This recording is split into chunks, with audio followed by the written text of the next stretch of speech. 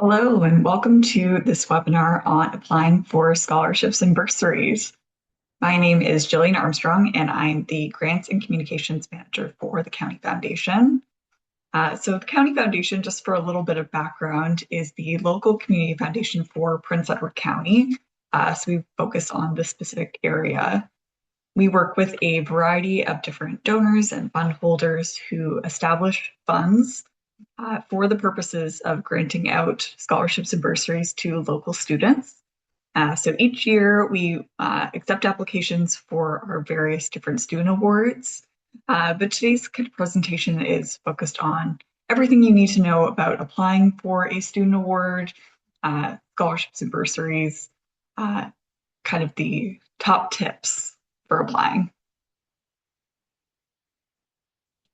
So what are they and why apply? Scholarships and bursaries are financial awards that can be applied towards continued education, such as college or university. They don't need to be repaid. They're essentially kind of a donation towards your education. These awards not only save you money while you're going to school, which can be quite expensive, but they also look really great on your resume or CV. So it kind of gives you another thing to add, particularly if you only have a few kind of jobs under your belt so far.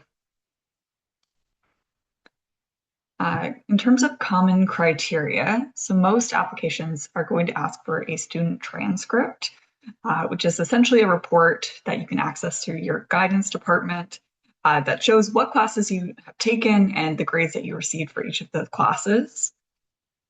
Most awards will also ask for proof of admission into a post-secondary program. So this could be in the form of a letter or an email detailing admission to your program, an essay or letter outlining who you are and why this award is a good fit for you. And we're going to talk lots about that later, as well as a letter of reference this could be from a teacher, employer, or a mentor. Now, when it comes to letters of reference, kind of one of the tips is to make sure that if you need a letter of reference for applying, that you request this early. And if you are asking for a letter from someone, it can be really, really helpful if you provide them with some information on the award that you're applying for, as well as, some general list of accomplishments or achievements that would be helpful to highlight as part of that letter. The person may know you really, really well, but even then, it's helpful for them to kind of know what things that they should be talking about within the context of the award that you're applying for. So make sure that if you need this, just give people enough time to be able to do that. There's nothing worse than panicking, realizing that you haven't given enough time for it. The deadline is approaching really, really fast. So just making sure that you kind of have all your ducks in a row when you're getting ready to apply for an award. Now, in terms of best practices, so knowing the deadlines, we already talked about deadline stress a little bit. So knowing the deadline, write it down in your calendar, check it again, just to make sure that you've written down the right deadline, maybe especially if you've been looking at a lot of different awards. So you want to make sure that you've got the deadline down pat and apply at least a week beforehand. And again, there's nothing worse than you're all ready to go. You have all your materials, you've done all this background work, and then there's a tech mishap or a power outage that would derail your hard work. And applying early is just beneficial because then it's off your list, off your mind, and it's in there. Write in full sentences with proper grammar and punctuation. And most of the time, these applications are being reviewed by adults. You don't want a short form to be confusing or to have people have to work extra hard to understand what you've written. So writing in full sentences is just going to make that easier for everyone to understand. Work smarter, not harder, when applying for multiple awards. So as mentioned, a lot of the scholarships and bursary awards, they'll ask for certain, common elements as part of that application process. So what's really great is if you have sort of a template personal letter about yourself, you've got sort of that like standard version, and then you can sort of adapt the letter or essay about yourself to fit the specific award, depending on what different attributes or things that you want to highlight as part of that. And that's just going to make your life a lot easier. And again, especially having all the stuff in one place, from your transcript to letters of reference, just making sure you have all that ready to go. And then you can sort of just tweak things as needed to what awards you're applying for. Have someone else proofread your application. So this could be a parent, a friend, a teacher, coach, so someone that you're familiar with. So getting someone else's eyes on it is always really helpful because they'll catch things that maybe, after a certain amount of time, your eyes might just kind of glaze over. And then reading your application out loud. And this is really good practice with any kind of writing, because again, it's helpful just to catch if there's, repetitive words or phrases that you're using a lot. Maybe you need to tweak that. Maybe you didn't realize until you were reading out loud that, you'd written something twice, or who knows. Just really a good practice to have in any kind of written exercise. And give it a shot, even if you're not sure. These student awards, we want to give them out. We want to find students that are good fits for them. And there's nothing worse than an application, or an award that sits there on a shelf, and no one's applied for, because we really want to make sure that funding gets to the students that are deserving and really need the extra assistance. So we'll kind of talk a little bit more about what that looks like. But I think even with a lot of awards, they have kind of the general list of criteria of someone that they're looking for. And maybe you feel like, okay, well, I could kind of fit this, but I'm not quite sure. I think even then, giving it a shot and, making sure that you're making a good case for yourself in which you feel that you align with the, award that you're applying to. I think it's so worth it to at least kind of make sure that you're putting your name out there for consideration. Tell us about yourself. The dreaded question, from every job interview, from a personal essay, it can be really hard to talk about ourselves, especially like if you're someone that's a bit more humble, and it can be hard to kind of know how to present yourself in the way that you want to. So my tips for this is, don't be shy. This is your chance to share who you are, talk about your background, your interests, what your goals are. Use strong, actionable, and confident verbs. Again, even if you yourself don't feel that way, using language that's really active, and strong in terms of communication is just going to kind of put you in even better light. And sometimes we need to be our own hype person. Highlight your achievements and how they made a difference in your life. So especially for a lot of different personal essays, talking about, again, your experiences, your background, is just going to help people to get to know who you are. Keep the language simple, clear, and direct. No slang or texting short forms. This kind of, feeds back to what we talked about already. Keep it to one page or follow the amount directed for the word count. At the County Foundation, a lot of our awards, I'd say, are kind of between like a half page to a full page. And again, like that's why we want to have those template versions of personal essays so that we can kind of tweak. So you're not having to write a million different unique essays about yourself. But yeah, it doesn't need to be long. It just needs to be impactful and effective. And lastly, AI. I know it's kind of the hot topic. So it can be a really great tool, but we don't want an essay or something that's entirely written by the tiny robots behind the screen. We want to make sure that your voices are shining through.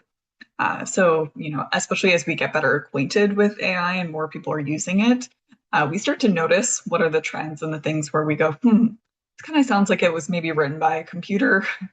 And we want to make sure that again, it's you shining through, that we're the one getting to know you, and not what a computer thinks you are. Now we're going to kind of go through the current awards at the County Foundation. So these are the awards that we currently have available, at least as of 2026. But each year, we introduce new awards. We have new ones that come and go. And so, even if there's not anything that stands out to you this year, in the future, there could be an award that's perfect for you. So these are the ones that we currently have available. So I'm going to start with the McPherson Award. So the McPherson Award is an annual $2,000 award to support 3 Prince Edward County residents. and that's for $6,000 total. So, $2,000 per recipient, and that's for studying in the fields of arts or science, skilled trades, and agriculture. So the scholarships may be awarded across all three fields of study, or three scholarships may be awarded for one of the above categories. It just really depends on the applications that are received each year. So, you could have a year where all three awards go to students that are studying arts or science, or it could be, one award per each of those categories. Now, these are our current arts awards. I come from an arts background, so it's got a special spot in my heart. So the Eno Gallery Arts Scholarship is an annual scholarship of $2,000 for a person studying arts administration or fine arts visual at a recognized post-secondary institution. The Brian Lane Arts Scholarship is an annual scholarship of $750 awarded to a student pursuing education in the arts. And that could be for a variety of different categories, so fine arts to painting, sculpture, pottery. So again, got a little bit of flexibility. PEC Arts Council Student Arts Award. So County Arts offers up to 2 scholarships of $1,000 awarded per year to local youth in pursuit of a post-secondary education in the arts or arts administration. And as already mentioned, the McPherson Award. These are awards under kind of the category of environment, sciences, and math. So Alan Whiteley Scholarship Fund is a $2,000 scholarship to a graduating student of Prince Edward Collegiate Institute who is entering a post-secondary institution within Canada, preferably with a focus on environmental studies, math, or sciences. The McPherson Award listed again. And then we have a new award for 2026 that was established in honor of someone, Valerie Ross McElroy Bursary. And this is an annual bursary of at least $1,000 to support a female identifying student who is graduating from Prince Edward Collegiate Institute, pursuing post-secondary education studies in STEM, so science, technology, engineering, and or mathematics, or in community engagement and development. Now we have a category under kind of food and wine, feels very Prince Edward County. So the Willie Vita Culinary Bursary Fund. So this is an annual bursary of $2,500 for up to 2 young people up to age 30 who are pursuing a post-secondary culinary education. There's also an annual bursary award from the Wine Growers Association for youth up to age 30 from Prince Edward County, or that have a strong connection to the area that are pursuing education in viticulture or oenology at a college or university, or a small A certification program. Aviation, we have an award for the Prince Edward Flying Club. So this is an annual bursary of $1,000 to support an individual from Prince Edward County pursuing studies in the aviation field. So that could be anything from pilot to aviation mechanical engineer at a college or university. And again, this is one where perhaps you're going into something that could be related to this. And so making a strong case for yourself. So it doesn't need to necessarily be as obvious as going into being a pilot, but there can be a lot of careers tied to aviation. Leadership. So the Virginia Cowan Memorial Bursary. So this is an award that is presented annually for $2,000 to a graduating PCI student who identifies as female or non-binary, pursuing post-secondary education, who has participated widely in school life, sports, and community. We have the Harley and Anna Ruth Osborne Bursary.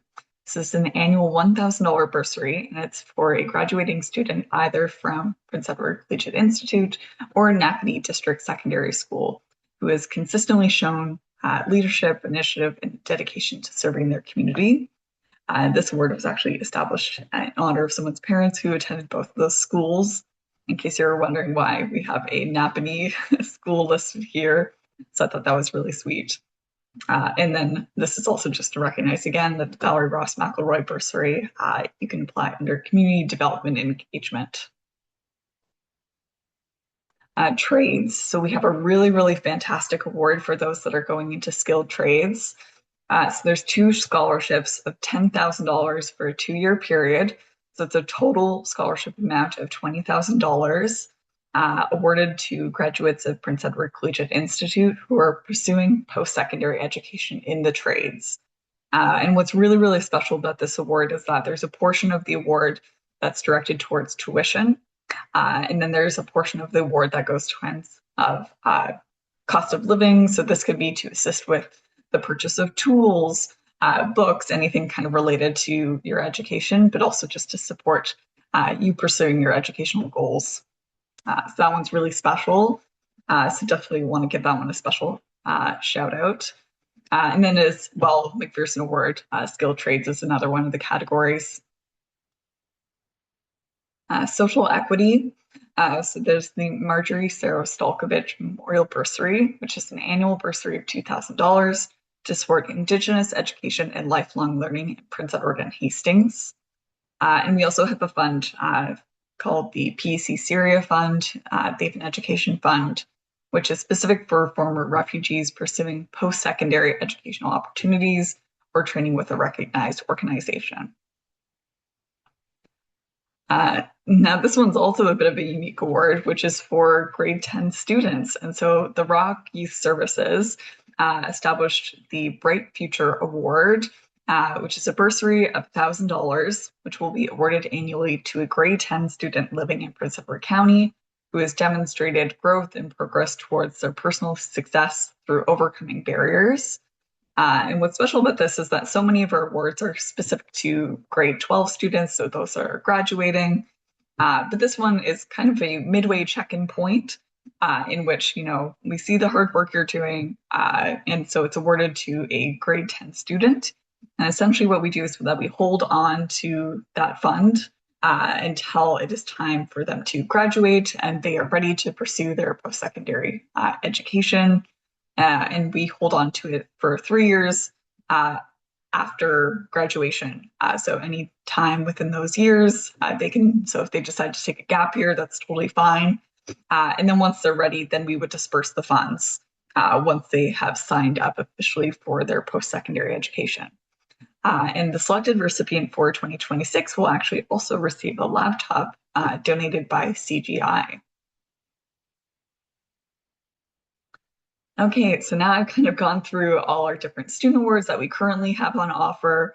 And so I'm going to jump into a little bit of a related topic, which is about finances and finances while you're in school and how to save money while studying, which can be a challenge, especially like if this is the first time that you're sort of out and about, maybe living in a different community, pursuing your education, which can also be expensive. So there's a lot of tips and tricks. And really, it wasn't until I was in university for the first time that I even thought about what's a budget? How does it work? So the first step is step number one, set a budget and stick to it. So, if you're not used to budgeting, and you're kind of starting from the very, very beginning, my first tip would be just to look at the money you have coming in and the money you have going out. Because you just want to make sure that you're not overspending beyond your means. If you are creating a budget for the first time, make sure that you leave room in the budget for fun. It's not realistic to assume that you're never going to spend money outside of your absolute needs. So making sure that you're including that as part of your calculations, have going out money, going out to dinner, going out to the movies, all those things, and making sure that there's some flexibility in your budget. You also might want to consider working part-time or getting a summer job. Personally, I didn't work while I was in school, but I would, during the summers, go and work for my local parks department. So making sure that, if you are thinking about pursuing a summer job and looking for that, don't wait until summer to think about applying. Make sure that you kind of are looking in advance, because that's usually when those postings start coming out, is a few months before summer, while they're looking to get someone lined up. So just make sure you've got that in your calendar, sort of in the back of your mind. I know it's hard especially when you're busy with school, But, again, just to make sure that you're giving yourself that time. You can also look for paid intern opportunities on campus. So a lot of different schools will have a jobs directory, and those are, typically on-campus jobs, but they may also highlight other local opportunities available. And then lastly, use your time to research other scholarships that you could qualify for. So in Prince Edward County, there's a lot of different local organizations that provide different scholarships and bursaries. So an example that I have listed here is the Prince Edward County Memorial Hospital Auxiliary offers scholarships. There may also be local businesses. So if your parents work for a company, particularly larger corporations, a lot of them will offer different awards. So that could be something worth asking about and seeing if those are available. But the more, different scholarships and bursaries you have, the lesser amount that you're going to be paying towards those tuition costs. Okay, so that's kind of the end of the presentation. So thank you for listening. So all the information on our student awards, our scholarships and bursaries are found at thecountyfoundation.ca. And if you have any questions about any of the awards, you can reach us at info@thecountyfoundation.ca. Thanks very much, and looking forward to reading all those future applications.